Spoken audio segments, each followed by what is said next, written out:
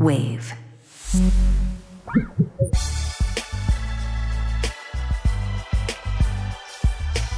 Ladies and gentlemen, welcome to The Right Time, a Wave original. My name is Bomani Jones. Thanks for listening wherever you get your podcast. Thanks for watching us on YouTube.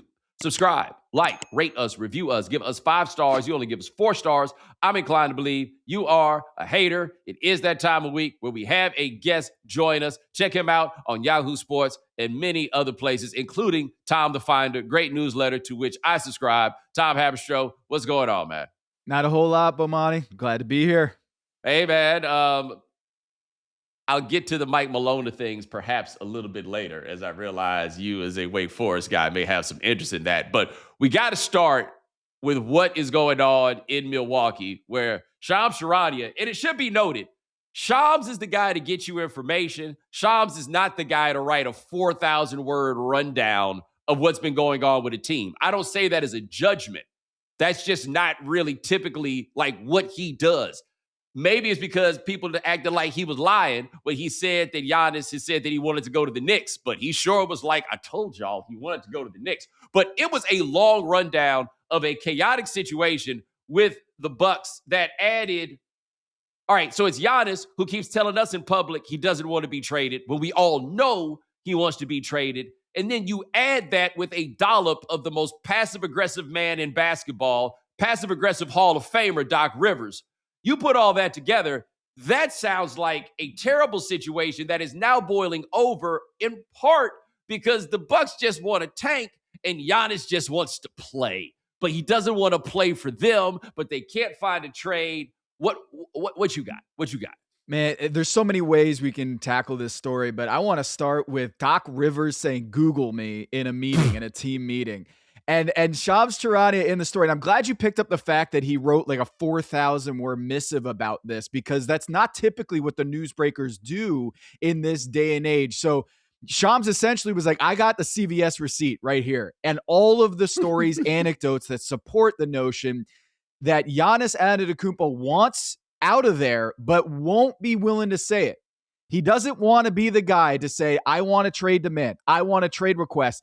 And remember when Adrian Wojnarowski on draft night, he would come up with like 18 different synonyms for they're going to select this player. Remember that? Shams Charania, if you read his story, it's similar, except there's no mention of a trade, quote unquote, demand or trade request. And it's very interesting how everybody in the room knows what's going on, but they're not willing to say that word, demand, request. And it's just they're all dancing around this thing that Giannis doesn't want to be the bad guy, and Doc Rivers doesn't want to be there. Day one, Doc Rivers said, I don't know why they hired me. I told them not to hire me. This makes no sense. But, man, $40 million is $40 million. And when that contract is on the table, I understand why Doc Rivers left ESPN to go take that job. But when he says, Google me, and Shams Charania in the story isn't just saying multiple sources told me, he said 6 sources told me. I was like, I got 6 people in that room telling me that this went down. So if you don't believe that I have receipts on this story, check that. I want to know exactly what the 6 people said, right? Because the first person was probably like, hey, check this out. You're never going to believe this, right? And then he starts calling other people for confirmation. There's at least one, yeah, he said that shit. Another, oh, you know about bruh or bro. That's how they say it now. Bro. And the Google me was, what was it that he was saying? He's like, you guys can look me up. I've taken teams to the playoffs that weren't supposed to go to the playoffs because he was trying to rally them into the play-in game. And the long and the short was, I do this, but what about y'all? Mm-hmm. Yeah, and Doc Rivers, man, we could do a whole 90 minutes about the Doc Rivers story. But that Boston team, it wasn't like they came out of nowhere to win the NBA title in 2008. I think they started out like 24-3 that season. So it wasn't like nobody believed us. You can't play that card with the championship year. And after that, it's a mixed bag. You know, he's like exactly 500 in the postseason as an NBA head coach. And when you look at all the 3-1 leads, which I have a contrarian take on that, but Doc Rivers if you go to Google me, he has been such a punchline in the NBA that Gemini or ChatGPT or any of these AI apps are probably going to put stuff at the very top of Doc Rivers' Google search that he doesn't want to be in there. Okay. Doc's first year in Orlando, I recall as being a magic trick. Like magic. But he took a team to the playoffs. And people did not think was going to go to the playoffs. You have to remember that was the period of time where they kept thinking Grant Hill might play this year, and then Grant Hill would be hurt again, right? He also had that year after the Clippers traded Chris Paul, where they absolutely exceeded expectation. I am also with you. I think the 3-1 thing is a bit overstated. Well, one of those is like the Orlando went up 3-1 against, I think it was Detroit. As an 8 seed against the number 1 seed. Yeah. I'm sorry. I don't count that as a blown lead when you're the 8 seed about to upset a number 1 seed. I just say, man, that's crazy that he got to a 3-1 lead in that series. Right. Yes, they lost it, but it was a 1-8. There's a couple of those where you're just like, all right, I get it. But go on. Yeah, there's also in that 3-1 the weird one against the Rockets where they had the lead in game 6. And then I think it was Kevin McHale was coaching the team at the time. And somehow he got the bright idea. Maybe we should take James Harden out of the game and just see what happens. And next thing you know, they didn't do it. But those teams were deep enough. Like the Clippers would wind up just simply not having enough gas. Like I think Doc Rivers is a good coach. I think Doc Rivers in the Hall of Fame, which just happened, is preposterous because they don't really put coaches in the Hall of Fame. Like that is Eric Spoelstra, you're in now. Like I had been prepared to make there's a could go either way. Nope. You're going in. And Doc Rivers has gotten in. But where Doc Rivers is really in the Hall of Fame is making your players not like you. Like your team not liking you in part because nothing is ever your fault. And so now you've got Giannis who doesn't want to be the bad guy, with Doc Rivers, who never wants to be the responsible guy. It sounds like it's no fun to be anybody on that team through the course of this year. Like none. And as I recall, do they not have control of their pick this year? So this is how it works. They have the lesser of the New Orleans pick. That's right, because one of them goes to Atlanta. Exactly. So the number 1, if it goes number 1, they don't get it. But if, let's say, New Orleans lands the number 1 overall pick, they send it to Atlanta, and then Milwaukee will basically get whatever they end up with, like the Milwaukee team. So they have incentive to tank. This is one of the biggest misnomers in the NBA season that it's been a pet peeve of mine, where they're like, they don't even own their own pick. They have no incentive to tank. And I'm like, yes, they do, because New Orleans is terrible. If New Orleans is terrible, that means Milwaukee should also be terrible, because that pick is going to go to Atlanta, and then they're going to get whatever they are at. And so this is the math for the Milwaukee Bucks, is as long as New Orleans is terrible, they have every reason to be as bad as possible. So New Orleans is 26-54 right now, and Milwaukee's 31-48. They should be way lower than that, because as long as that Pelicans team is in the basement, they have all the tanking potential. And so Giannis, this whole thing, I said from the beginning, this is the worst supporting cast for an MVP candidate we have ever seen. You can say all you want about Miles Turner, but that roster with Kyle Kuzma being your third best player is awful. And so for those people who are like, man, this is a tough situation for Giannis, I'm like, he should have been asking out immediately once Damian Lillard had his torn Achilles and just said, look, the writing is on the wall. We had a good run. We won a championship. I'm out. But instead, like you point out, he wanted to be the whole Dwight Howard in this situation and not really be transparent. And so it just seems like everyone in this situation is not being honest about what's really happening here. The front office is tanking, wants to tank. The Doc Rivers wants his paycheck, and Giannis Antetokounmpo wants out of there. And I just wish everyone would stop this just two-faced dealings with each other, because it's nauseating. This has been 10 months of this, and I'm so tired of Giannis just trying to be the good guy. His players are his brothers are on the roster. He wants to play with them, and so he doesn't really have the leverage that he thinks he does, because the Bucks know, Bomani. The Bucks know he doesn't want to say it. And so they're calling his bluff and they're saying, Bomani, we got $275 million coming at you this summer. Are you really going to walk away from that? Because this is the weird thing.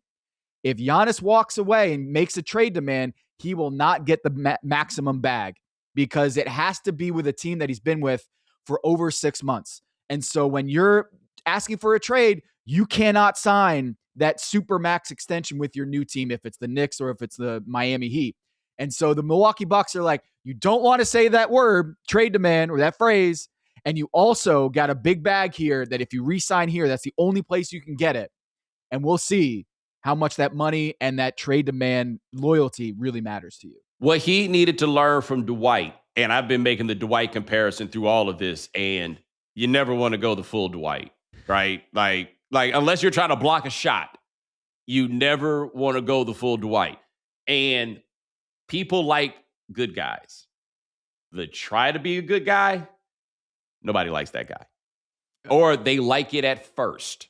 And then they realize, I'm not sure about this. Like, this is not a guy beloved by his peers. I don't know so much how his teammates feel about him, but I am certain that Bobby Portis has not enjoyed this shit at all. In fact, that story has something in there about Bobby Portis getting sick of it. And the person I don't want mad at me is the guy that broke Mirotich's face that one time. And witnesses said it didn't even look like he hit him that hard. That's not the guy I want to be in this situation with. My question for you, though, is, if you do make a trade and you get Giannis, at this point, what exactly are you getting, right? Because this is Giannis after 13 years in the NBA. He has still put up excellent numbers, but I'm not sure any player has been more heliocentric offensively than he has been. A guy that's putting up 35, 36, 37, 38 usage year after year after year. You start building around that. I don't know how exactly you drop that off onto something else. Like, if you drop him off onto the Knicks, you think that squad is all of a sudden going to give him 40% of the shots? Not with Jalen Brunson around. I don't think so. You saw what happened to Karl Anthony Towns this year. And when Mike Brown took over, he was saying, hey, I don't know about this offense. Like, right out the gate, Karl Anthony Towns was saying, I don't know about this offense. And the reason is because Mike Brown was like, we're giving Jalen Brunson the ball, and we're going to make sure that we're going to not have all of Karl Anthony Towns' histrionics and weird stuff on offensively. And they're going to run through, him and Mikal Bridges, OG Anunoby, and try to get the offense a little bit more reoriented away from Karl Anthony Towns. So for Giannis, look, Giannis entering the season had been top 4 in MVP in each of the last 7 seasons. 7 years in a row, he has been that durable. And I know he's had his injuries. This year, it's gotten way worse. But 7 years in a row, he's been top 4 in MVP. He's won MVP. He's also Defensive Player of the Year, Finals MVP. And you're going to have a guy who's turning 32 in December. What do you do with that? What do you do with that? With the calf injuries, the hyperextended knee, and also in the finals when he hyperextended his knee and then magically it didn't seem to matter. There's a lot of history here that if you're the acquiring team, I think you're going to have a Jalen Brunson or someone else to essentially tell Giannis, hey, it's okay. You don't have to go out and get 30 for us tonight. Maybe 25 is fine.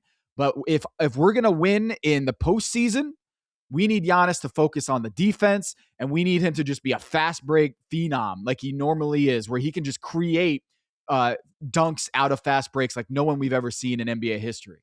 So for Giannis, it's a guy that if you're looking at this at the back 9 of his career with his athleticism, he hasn't had that major injury yet, but with the way that the NBA is trending, with the high speed tempo, if you're going to win an NBA title, you got to be guaranteed that you're going to be ready for 100 games.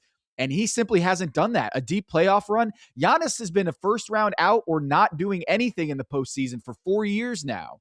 So we haven't seen whether Giannis's body is equipped at this age to make a deep playoff run. You know the Miami Heat are going to take a chance. You know the New York Knicks are going to take a chance.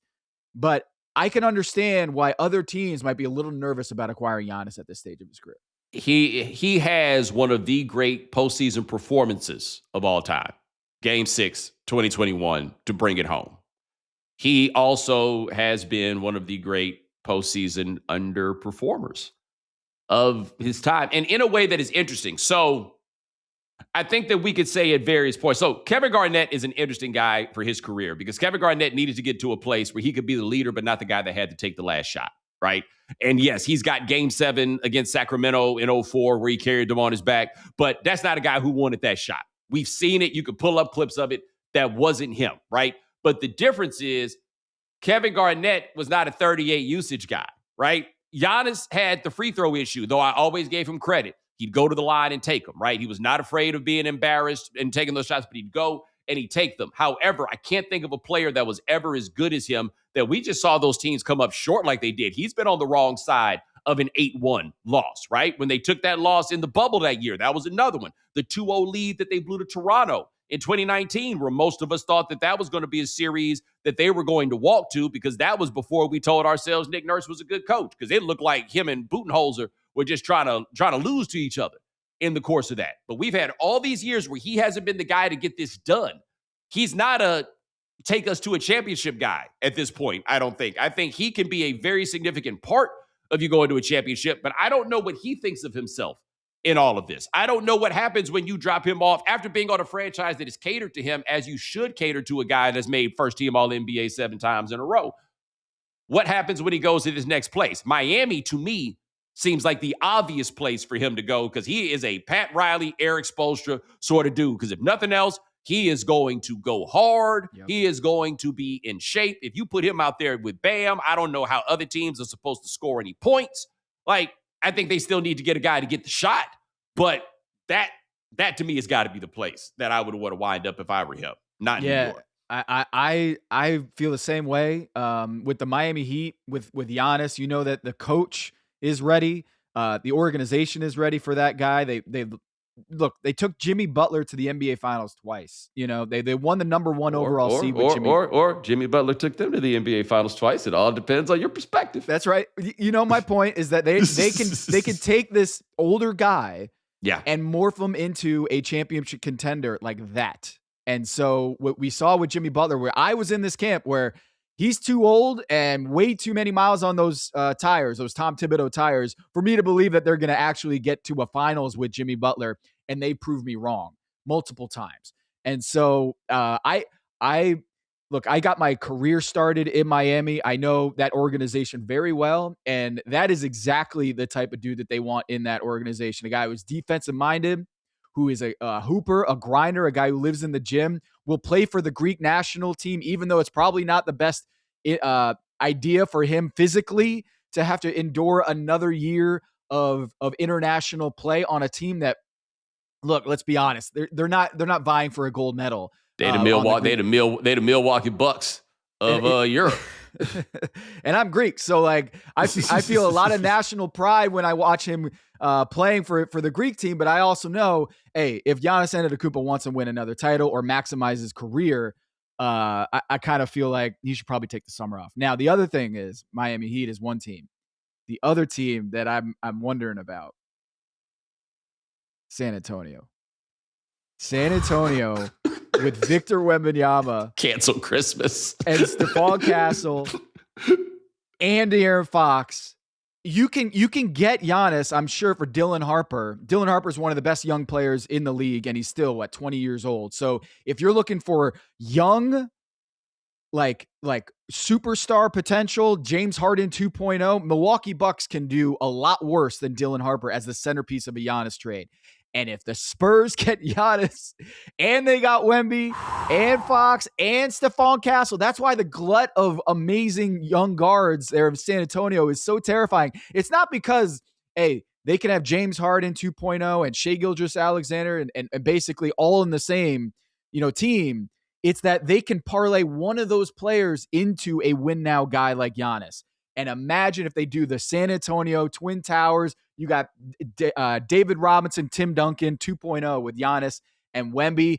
That's why I'm like, hey, if San Antonio wins this whole thing, I think maybe the rest of the league is going to have a breath of fresh air because they're not going to go out and try to upgrade. But if they lose early in this postseason and Wemby's like, yo, get me a guy, the Giannis trade is fascinating. Okay, I had never considered this as a possibility. Throw something out here at you. I got a buddy. He's from LA. right? Kind of like LA private school world. And he always talked about how he was friends with somebody who was cool with the Collins twins, Jason and Jaron Collins. And he said the day was so long that they slept in their room. Each of them slept on two beds that went the long way, right? That's how tall they were, that you had to put another bed at the foot of the bed for them dudes to be able to lay in the bed. And I thought about that. These two guys were on the same high school team, right? Like, this is like Brooke and Robin Lopez. It's one thing to have like supersized twins, but supersized twins who are like 5-star recruits, and you have to play against them in high school. And what you're telling me is that the Spurs could potentially recreate this, because my brother's 13 years older than me. I know what it's like to never feel like you're open. Right? Like at every turn, you just feel like somebody might pitch your shit into the stands. They got two of those. Like, Giannis has an argument for being the best defensive player of his generation, right? Like, he's up there with Kawhi Leonard. It's a different thing because he's so much taller. But absolutely, as an interior defender who could also step out in all of those things. And then you're going to put him with the best defensive player I've ever seen. Yeah. Yeah. Ouch. It's possible, man. It's possible. It's possible we will see the first 0 points in the paint game in NBA history if that happens. You know, like no one's going in. There's no one going into that house. There's no one going inside of the arc if you got Wemby and Giannis on the floor. Because Giannis, he's not the greatest shot blocker, but he's also the greatest threat. Like, just him lurking there is going to terrify people from going into the paint. And you got Wemby too. So they have picks. They got Dylan Harper. They got Steph Castle. They've got De'Aaron Fox. They've got a lot of interesting pieces here that Milwaukee or any other team, Houston could have done this when they had Fred VanVleet and Steven Adams healthy, that they have some young players that they could put into a trade. Now I'm not so sure they can do that. But San Antonio, I think that's what the most interesting dynamic is, because Wemby wants it, right? Wemby wants it, and he wants it now. If there's one thing we know about Wemby, it's he's all about this life. He wants the All-Star game MVP. He wants to win All-Star. He wants the MVP. He wants to be the GOAT, and he's willing to say it. So if he's willing to say he's the MVP out to the public, to the media at the press conference, and if they lose in the second round because De'Aaron Fox has a bad series or Stephon Castle and Dylan Harper aren't ready yet, you know he's going to make his voice heard. And the San Antonio Spurs, with Victor Wembanyama that good right now, I can understand where they're like, you know what? Let's end the NBA right now.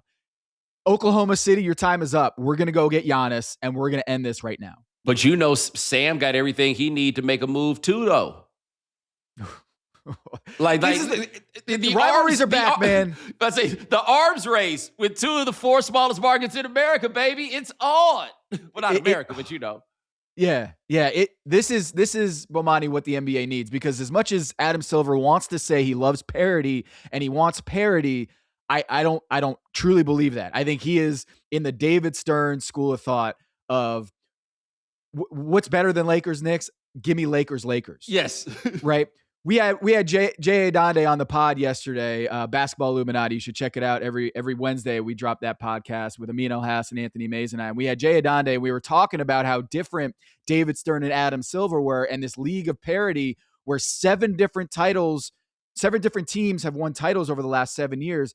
And I'm sitting here like, Bomani, I kind of want the rivalries back. I want teams going at it every season and having that story build, because as much as we say we want parity, I think we want story. I think we want David versus Goliath. I think we want Godzilla versus King Kong, where it's like, I want these two juggernauts, OKC and San Antonio, to meet up in the playoffs, and I want them to hate each other, and we're already there except for the playoff thing. And I want that to happen. I want this rivalry. I want a Sam Presti and RC Buford Giannis Antetokounmpo bidding war, because I feel like the NBA needs this. They need these rivalries, because as much as we want to say parity is the North Star of the NBA, I think that's a euphemism for another economic goal for the NBA owners rather than true parity. I think the NBA needs this in a way that I don't think people appreciate, is San Antonio and OKC we need that rivalry in the Western Conference. All right, so coming up next, I want to talk about this exact thing because I have long felt that way, but I've wavered a little bit. I'm explaining why coming up next. You can predict the playoff action all the way to the finals with FanDuel Predicts. All you have to do is sign up to get your $25 bonus. Follow all the playoff dishes, swishes, wishes, and misses. Every move is a potential plot twist. Predict the spread, the total points, and even the game-winning moments that make the playoffs, where one run, one rebound, one shot changes everything. From opening tip to the final buzzer, stay locked in with every pass, every play, and every moment that moves us closer to crowning a champion. Sign up now for your $25 bonus on FanDuel Predicts. Offered by FanDuel Prediction Markets, LLC, a registered futures commissions merchant. 18 plus. Bonus is non-withdrawable and expires 7 days after receipt. Trading derivatives involves significant risk and may not be suitable for all investors. Manage your activity with our consumer protection tools. Restrictions apply. See terms at fanduel.com/predicts/bonus offer terms. Offered by FanDuel Prediction Market, LLC, a registered futures commission merchant. 18 plus, one per user. Minimum $10 deposit required. Trading derivatives involves significant risk and may not be suitable for all investors. Manage your activity with our consumer protection tools. All right, we are back with Tom Haberstroh, and I am just like you. I have felt that Dynasty Saga is the best narrative form for the NBA, right? Like with San Antonio, I think people have missed a point where there's like, oh, you're just saying they can't win because they just don't have experience. It's like, no, it's that playoff basketball is not the same kind of basketball as the regular season. And we have not seen what they will do in playoff basketball. And literally every other team we've seen pretty much has needed to figure out playoff basketball, including the Oklahoma City juggernaut that exists now, went in and lost in the second round. That first year that they got there as the number one seed, because it's a matter of learning what it is, right? And so there's something to that where a team gets a little farther, typically having somebody that they have to run up against a couple of times before they manage to get by. That is how I prefer it. However, I have to say, I am totally fascinated by what the West is, right? Like, I love the idea that this year, these games are going to matter all the way until the end. How those matchups go matter, and it's sizing up such that I think Denver would rather be in the 4 than be in the 3, but the Lakers having their injury situation basically locks Denver into the 3. But what that means is we're going to get Jokic and the Spurs in the second round. And as we just saw on Saturday, that'll be a slobber knocker, right? And as good as Victor is, the best player in the NBA is still number 15. We're going to have to see that. Oklahoma City getting matched up with Houston, that one stinks because Oklahoma City's going to walk over whoever they get in the second round if it stays Lakers, Rockets in that round. But I liked the idea that I didn't really have a great handle on who was going to win the West, right? Like, I look at the East that I feel very similarly, where there's no team that I think you could look at just because we don't know what Jason Tatum is going to look like with the pounding of playing in the postseason, right? I think they've gotten more out of the parity than I expected for them to get. Like, I think this is going to be pretty broadly an interesting postseason. But you're right, it might be the last one because those teams at the top are going to have to ramp up. Yeah, I think the Spurs can win it this year. I think the Spurs can win it this year and overcome that playoff inexperience, because if there's one thing we've seen over the last few years in the league is that injuries are creating more parity. Injuries like the Indiana Pacers getting all the way to the conference finals 2 years ago and the NBA finals last year is much of a story as it is of Tyrese Halliburton and his amazing clutch play and Siakam and just the balling out that Andrew Nembhard and Aaron Nesmith do. It's certainly a story, but it's also that these injuries in the Eastern Conference have paved way for the New York Knicks and the Indiana Pacers to go deeper into the postseason than we ever imagined. And I think that if there was going to be a year in which the San Antonio Spurs are an era where a team with no playoff experience, I'm not counting Harrison Barnes in this equation, right?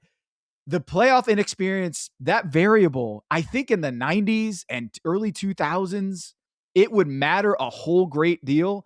But because the game is so violent right now on the joints and because the pace is so high, I'm wondering if we're not taking that into account enough, that there is just so much variance in the postseason now because the game is taking out so many star players that OKC went to 2 Game 7s last year, Bomani. Yeah.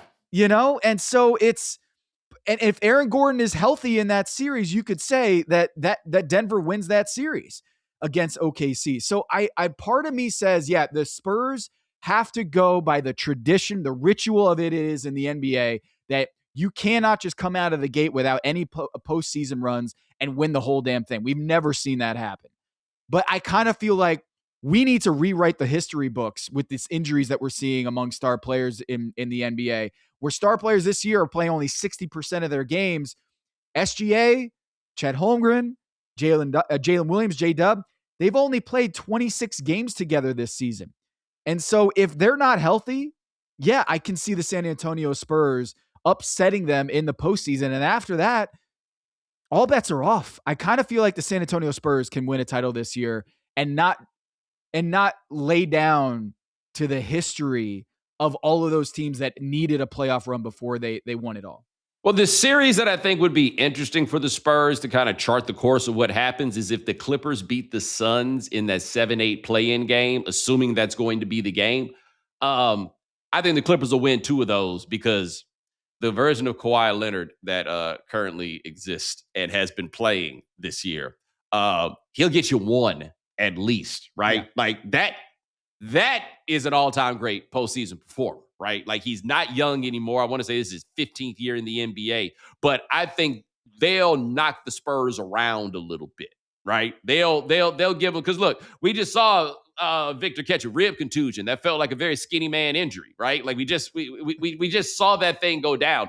The attrition for the Spurs, like that one will be interesting for us to see how this ends up going. But also, let us not forget, it's entirely possible that the legend killer Anthony Edwards could come out here and take Denver out in the first round himself.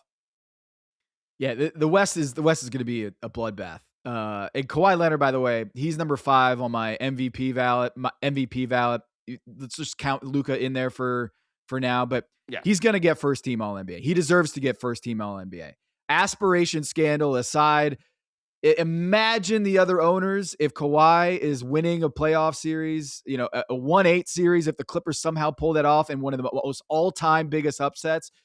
Steve Ballmer's just going to be laughing his way to that next round if that happens. But the GMs might care. The owners do not care at all. What, that Steve Ballmer is getting away with this? I firmly believe that once this investigation is done and whatever they come back with, because I'm not sure I'm not sold that he's getting away with anything. I have not been convinced of that yet. Okay. I'm just telling you, don't nobody really care. A colleague of mine made a very good point about this aspiration situation, and this is the truth. The NBA's problem right now is teams trying to lose. It is not teams trying to win. Nobody really cares. I can get on with the teams trying to lose thing. Did you see the piece that I did last week about the A League and the B League? I did.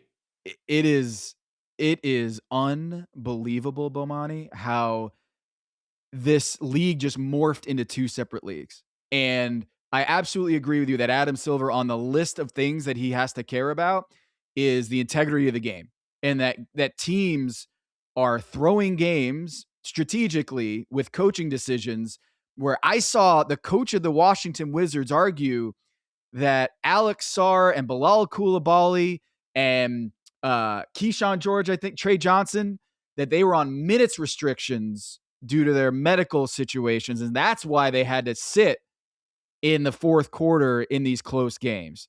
Bub Carrington had to sit in the fourth quarter of these games, even though he played the first 12 minutes of the game, Bomani. And he said, yeah, we got minutes restrictions on these guys. It's Hold on, Tom. Tuesday night, the Golden State Warriors are trailing the Sacramento Kings by a point, and the Kings intentionally fouled to put the Warriors on the line. They intentionally fouled Steph Curry. Come on.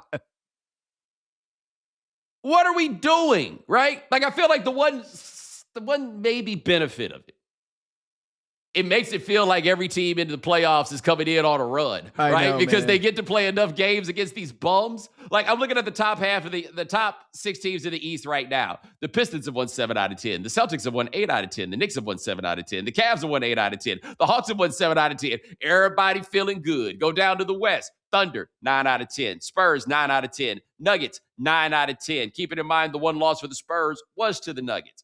Rockets, 8 out of 10. Hey, man, all these bums got everybody else feeling good. Well, I wonder, Bomani, do you think Adam Silver cares about this, or does he care about the gambling aspect of it? Of a lot of people who are setting the lines on this game don't know who's playing or how much they're going to be playing and where to set these lines at. Because we just saw the Oklahoma City Thunder. I think they were favored by a record 24 points in a game, and they won by 35. And so these lines makers, they're not really sure where to put them because they don't know like how much these teams are actually trying to win and play their best players. And so I'm wondering if Adam Silver, the reason why he's so publicly strident and saying we are going to end this now, full stop, you're going to see the end of tanking, is that because the owners want this? Or is that because his business partners want this at the other gambling companies? Because it does seem like to me he is out here saying a lot about how he is going to end tanking. And the proposals that I'm seeing, Bomani, these seem like half measures. We talked about it last time I was on the show. I don't know how you quote unquote solve tanking by maintaining the draft lottery. I just don't see how that's possible, because he's saying one thing, and then what he's coming at with us is a totally different thing, a much more watered, diluted version of we're going to abolish tanking. We're going to get rid of it. And so I'm wondering if Adam Silver's just not up for this task of trying to get rid of tanking, because I think we all know what that would what that would take. And it doesn't seem like he's willing to get rid of the draft lottery, which is incentivizing teams to be as bad as possible to get the players that are as good as possible on the best financial construct in the rookie scale contract. Yeah, or, and you and I have talked about this because by flattening the lottery odds, it's now made it more advantageous for teams that don't have to be terrible to lose more games, right? Because they then have a greater chance in order to win. But I think for Silver, part of it is definitely what's going on with the gambling companies, right? But I also think the other part of it is, and probably the biggest part is, it's become shameful to a point of disrespect. They're playing so obviously in our faces as a collective and directly in his face as a commissioner in a way that they never would have done to David Stern, right? Like, it's just the measures that teams are taking and the ways that they're going about it. You can't flatly tell the paying customers, we're trying to lose here. What has made it terrible for him, though, is that the paying customers have been so conditioned to think this shit is cool that they're, in many cases, begging for losses. Yeah, like I don't know how exactly he fixes it, but you're right. The presence of a lottery throws all this off. The presence of a draft, honestly, you and I have talked about this. The presence of a draft throws this thing off, but he does have to do something about this. But at the same time, it has been a very interesting close to the season, right? Which is something that we haven't always been able to say. You just can't have people playing in your face like that. Yeah. It's something that I think has happened increasingly, is the separation with the play-in tournament, like that you have 10 teams that are postseason eligible now, but it's created this split in ways we have never seen, that there's 20 teams that are trying to win, 21 if you count the Pelicans because they don't have the rights to their first round pick. And then everybody else is like, all right, well, if we're not going to go for the play-in, and by the way, the 10th seed in the play-in ain't all it's cracked up to be. One team has made it out of the play-in in the 10 times that they've had this. One team has made it out of the play-in as the number 10 seed, and it was the Miami Heat last year, and they got embarrassed. BTA in that series against the Cleveland Cavaliers. And so if you're a number 10 seed or a team that's on the fringe of competing, I can understand why Chicago was like, all right, finally we're going to pull the cord, right? I can understand why Memphis, Dallas, Milwaukee is like, as long as we're just kind of like in that 9, 10, 11 range. We just saw the Atlanta Hawks jump to number 1. We just saw the Dallas Mavericks get Cooper Flag at number 11. So it's created this separation between the two leagues, and the teams are being as brave about this and as bold and emboldened about this as they've ever had, like tanking outright from the start of the season. And you're right. It's not really worth it for those teams in that 11 range, like in the 11th of the playoff standings, to try to go for it and get that number 10 seed. So I just think that the NBA has to figure this out. But ultimately, yeah, I'm excited for the postseason to get here so we can get rid of that talk. We just can talk about how good OKC and San Antonio and Denver. It is going to be a absolute bloodbath. And I wonder, Bomani, I think the best story for the NBA would be San Antonio winning it all. Victor Wembanyama as fully empowered and winning a championship. But I also can't discount the idea of Victor Wembanyama pissed as all hell and getting out in like the second round and being like, we got to ramp up.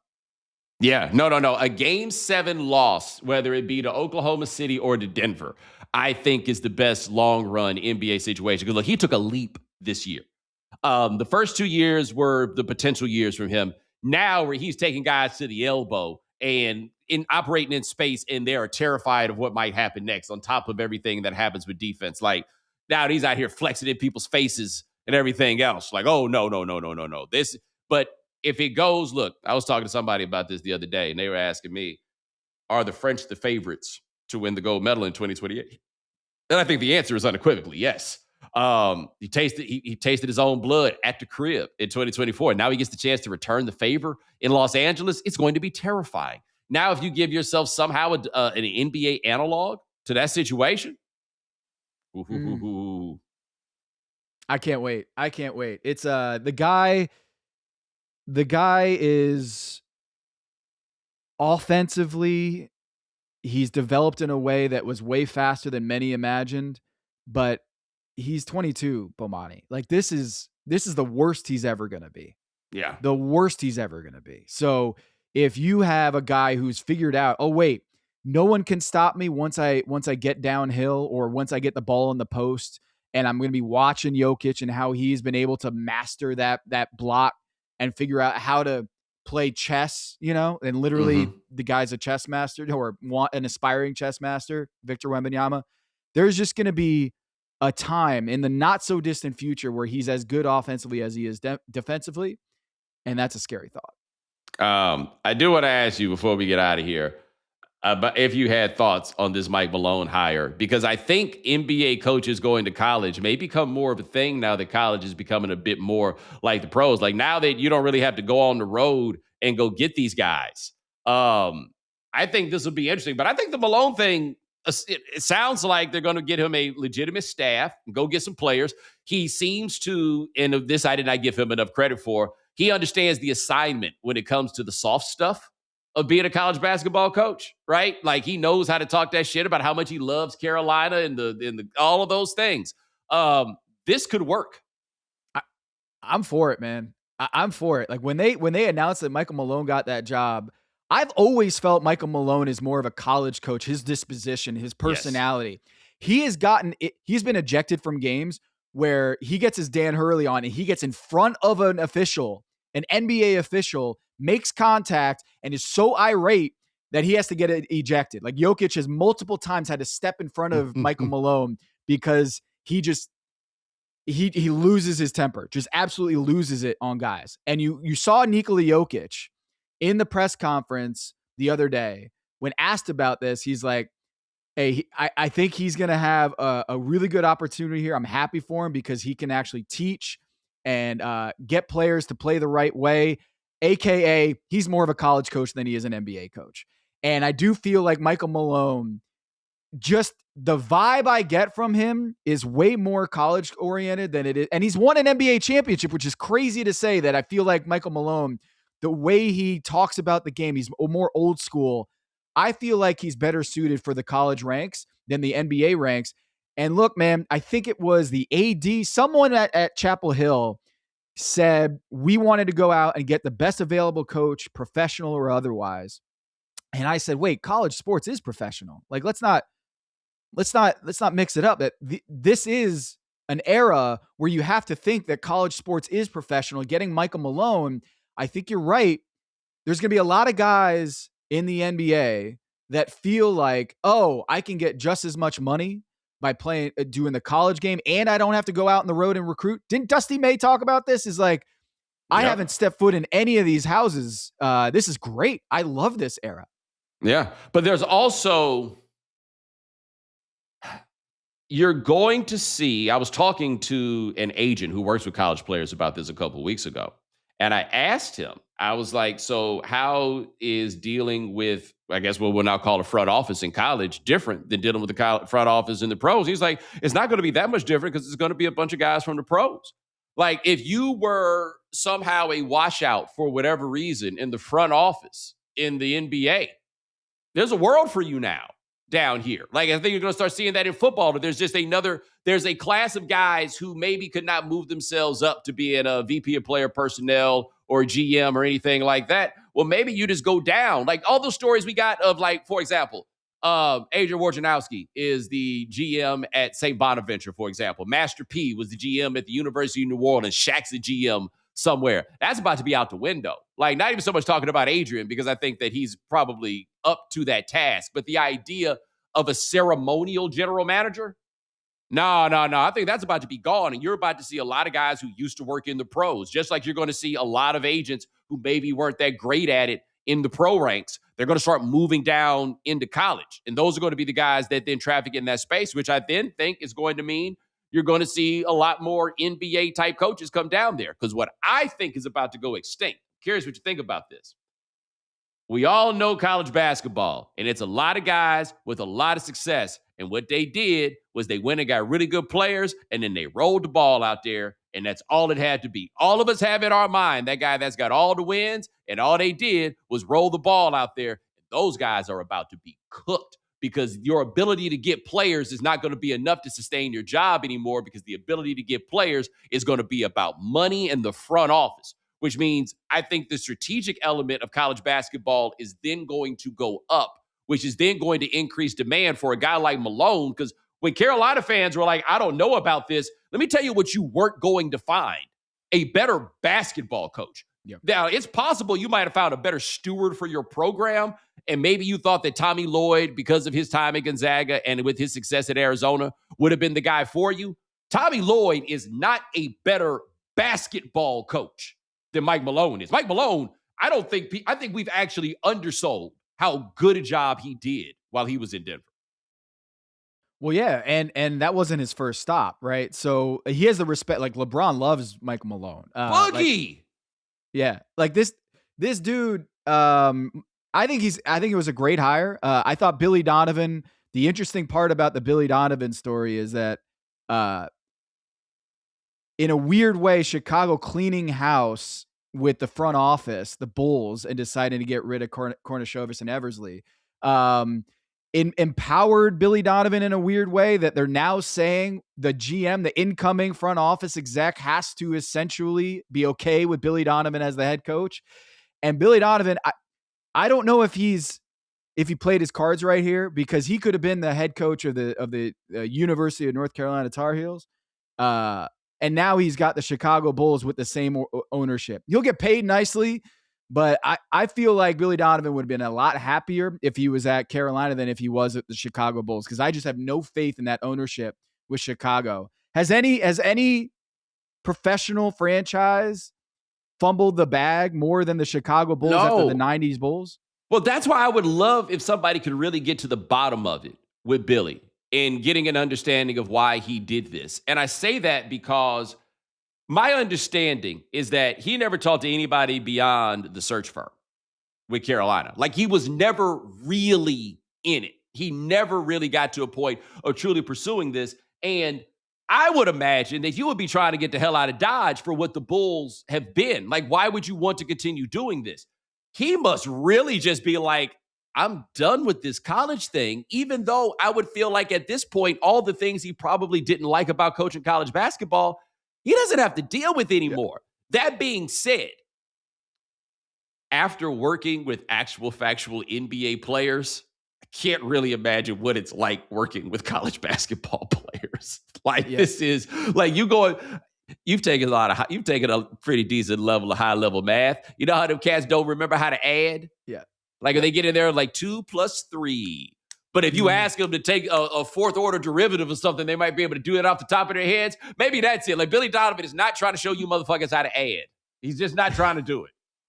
Well, I think the analogy of this is Bill Belichick 2.0 is way off. I think Mike Malone is way more in tune with what works in 2026 on the basketball floor and the economics and just the basketball talent and all the pipelines and everything. I feel like he's more in tune with this, and I think it's lazy to say this is Belichick all over again. Way different situation with Michael Malone, who's in his prime as a coach, who just won a couple years ago, who still everyone really, really likes. And that Denver Nuggets organization has been in flux. And so I wouldn't hold it against Michael Malone that he was run out right before the playoffs last year. But this is I'm bummed because Duke Harris, I feel like Wake's best player last year is probably going to be in Chapel Hill because Michael Malone is there now. And it feels like this is not a great situation for me at Wake Forest because I think Mike's going to do a great job.